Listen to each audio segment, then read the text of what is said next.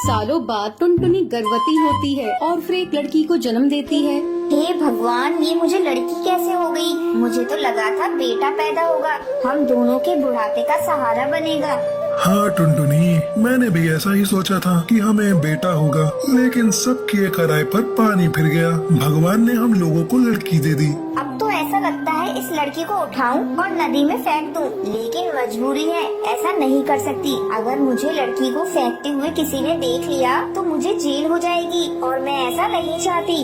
अच्छा टुनटुनी, अब क्या किया जा सकता है? भगवान ने अगर चाहा हमें अगली बार लड़का होगा। इसी तरह समय गुजरने लगता है। एक बार फिर टुनटुनी गर्भवती होती है और उसे एक लड़का होता है। देखो जी, आखिर हमें लड़का हो ही गया ना। हम लोग इसे पढ़ाएंगे, लिखाएंगे और एक बड़ा अफसर बनाएंगे। माँ, मैं भी पढ़ूंगी और स्कूल जाऊंगी। चुप, तू पढ़कर क्या करेगी? तू लड़की है, एक दिन ससुराल चली जाएगी। मैं तो अपने बेटे को पढ़ाऊंगी और पढ़ लिख कर उसे एक अफसर बनाऊंगी। लेकिन माँ, मैं भी तो तुम्हारी बेटी हूँ, तुम मेरे साथ ऐसा क्यों करती हो? लेकिन तू मेरी बेटी है, इसलिए तुझसे घर का सारा काम करवाती हूँ। जा जाकर घर में झाड़ू लगा, मुझे तेरे भाई को खाना खिलाना है। माँ, मैं भी खाऊंगी, मुझे भी भूख लगी है। मैंने कहा ना, जाकर घर साफ कर, पहले तेरा भैया खाएगा, जब वो छोड़ेगा तब तू खा लियो। पिंकी चिड़िया चुपचाप वहाँ से चली जाती है और घर में झाड़ू लगाने लगती है। इसी तरह 5 साल गुजर जाते हैं। टुनटुनी पप्पू का एडमिशन किसी बड़े से स्कूल में करा देती है। माँ, मैं भी जाऊंगी पप्पू के साथ पढ़ने। तू अपने भाई के ऊपर नजर क्यों लगा रही है? मुझे तेरे ऊपर एक भी पैसा खर्च नहीं करना है। तभी बंटी वहाँ आता है। टुनटुनी, क्या बात है? क्यों पिंकी से ऐसे बहस कर रही हो? देखिए ना, ये तभी से स्कूल जाने की रट लगा रही है। पिंकी, तू समझती क्यों नहीं है? एक बार तुम्हारी माँ ने तुम्हें पढ़ने से मना कर दिया है, तो तू क्यों पढ़ने की जिद कर रही है? तू अब जा, मेरे लिए खाना लेकर आ। पिंकी खाना लेने के लिए किचन में जाती है। उस दिन टुनटुनी ने हलवा बनाया था और हलवे को देखते ही पिंकी के मुँह में पानी आ जाता है। वाओ, माँ ने आज हलवा बनाया है, थोड़ा खा लेती हूँ। अगर माँ से मांगूंगी तो मुझे कभी खाने को नहीं देंगी। पिंकी हलवा निकाल कर खाने लगती है। तभी टुनटुनी किचन में आ जाती है। जब वो देखती है कि पिंकी हलवा खा रही है तो उसे पीटने लगती है। तेरी इतनी हिम्मत, तूने मुझसे बिना पूछे हलवा खाया? तेरी जीभ बहुत लंबी हो गई है, मैं आज उसे काट दूंगी। माँ, मुझे मत मारो, मैंने बस थोड़ा सा हलवा खाया है, मैं अब नहीं खाऊंगी। माँ, मुझे मत मारो। ठीक है, ले जा जाके अपने पापा को खाना दे दे। पिंकी खाना लाकर बंटी कबूतर को देती है। जा चल, अब भाग यहाँ से, मेरे खाने को नजर मत लगा। पिंकी अपने माँ बाप के अत्याचार से परेशान आकर एक दिन घर छोड़कर चली जाती है। तब टुनटुनी और बंटी को एहसास होता है कि उन्होंने अपनी बेटी के साथ बहुत गलत किया है। बंटी, कहीं से भी मेरी बेटी को ढूंढ लाओ, मैं उससे माफी मांगूंगी। हम दोनों ने उसके साथ बहुत गलत किया है। बंटी पिंकी को ढूंढते ढूंढते नदी किनारे पहुंच जाता है। वो देखता है कि पिंकी एक जगह बैठकर रो रही है। बंटी पिंकी के पास जाता है और पिंकी से माफी मांगता है। फिर सभी खुशी खुशी एक साथ रहने लगते हैं। एक जंगल में टुन्नू अपनी पत्नी टूनी और अपनी बेटी टुनटुनी से बहुत प्यार करता था। टूनी, मैं तुम दोनों के बिना जीने की कल्पना भी नहीं कर सकता। अगर मुझे कुछ हो जाए तो तुम मेरी बेटी का ख्याल रखना। मरे आपके दुश्मन, आप ऐसी बातें क्यों करते हैं जी? आपकी उम्र तो 100 साल हो, आपको मेरी भी उम्र लग जाए। पापा, आपने मेरे लिए क्या लाया?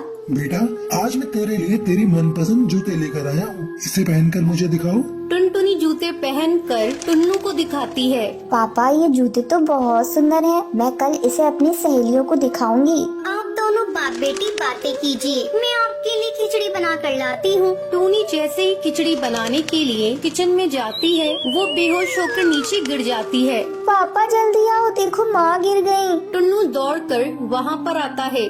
अरे, ये टोनी को क्या हो गया? मैं अभी डॉक्टर को लेकर आता हूँ। टुन्नू डॉक्टर को घर लेकर आता है। डॉक्टर टोनी का चेकअप करती है। बधाई हो, आपकी पत्नी माँ बनने वाली है। अब आपको इनका बहुत ख्याल रखना होगा।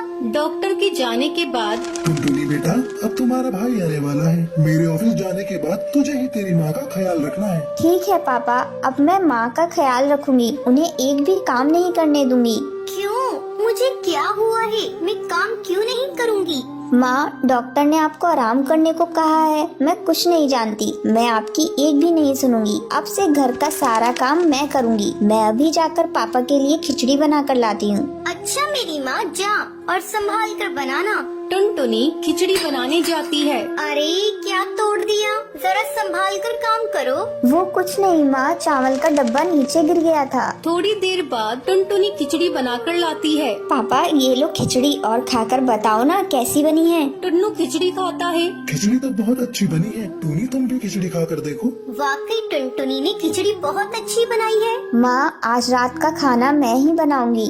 बेटा मैं बना लूंगी, तुम इतनी परेशान मत हो। नहीं माँ, तुम आराम करो, मैं कुछ भी बनाकर पापा को खिला दूंगी, तुम भी खा लेना। धीरे धीरे समय गुजरने लगता है। टुनटुनी टूनी को कुछ भी काम करने नहीं देती थी। टूनी की माँ मीनू चिड़िया उसके घर आती है। टुन्नू बेटा, मैं टुनटुनी और टूनी को अपने घर ले जाना चाहती हूँ। ये छोटी सी बच्ची कब तक अपनी माँ की देखभाल करती रहेगी? नहीं माँ, मुझे मायके नहीं जाना। यहाँ टुन्नू और टुनटुनी मेरी बहुत अच्छी तरह से देखभाल कर रही है। मेरी बेटी बहुत सियानी हो गई है, वो मुझसे बहुत प्यार करती है। अच्छा ठीक है टूनी, जब बच्चा हो जाएगा तब मायके आ जाना। ठीक है, मैं अब चल रही हूँ। एक दिन अचानक टूनी के पेट में दर्द होने लगता है। उस समय टुन्नू जंगल लकड़ियाँ लेने गया था। घर पर अकेली सिर्फ टूनी और टुनटुनी ही थी। टुनटुनी बेटा, मेरे पेट पे बहुत जोरों का दर्द हो रहा है, मुझे जल्दी से अस्पताल ले चल। लगता है तेरे भाई के आने का समय हो गया है। माँ तुम मत रो,